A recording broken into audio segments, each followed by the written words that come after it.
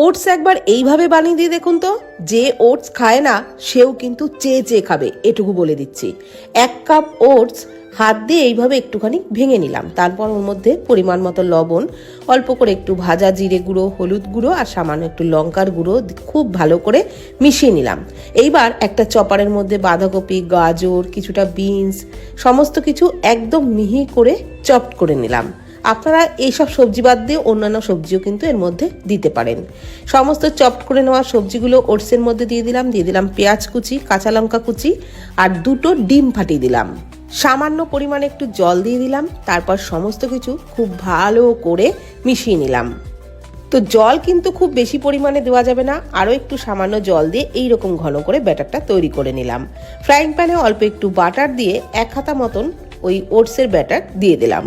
এরকম ছোট ছোট করে একটু গোল করে দিলাম। আর আমি এখানে 2টো ডিম দিয়ে তৈরি করছি, আপনারা চাইলে 1টা ডিম দিয়েও কিন্তু তৈরি করতে পারেন। তো ওপর থেকে কাঁচা থাকতে থাকতে একটু করে সাদা তিল দিয়ে দিলাম। সাদা তিল দিলে যেমন দেখতে সুন্দর লাগবে, খেতেও ভালো হবে। আর তারপর উল্টে পাল্টে মিডিয়াম ফ্লেমে একদম লালচে করে ভেজে নিলাম। তো এই রেসিপি যেমন ব্রেকফাস্টে ঝটপট তৈরি করা যায়, তেমন কিন্তু অনেক স্বাস্থ্যকর রেসিপি। তো আপনারা এইভাবে বানিয়ে দিয়ে দেখুন, যে বাড়িতে ওটস খায় না সেও কিন্তু চেয়ে চেয়ে খাবে, এতটাই টেস্টি হবে।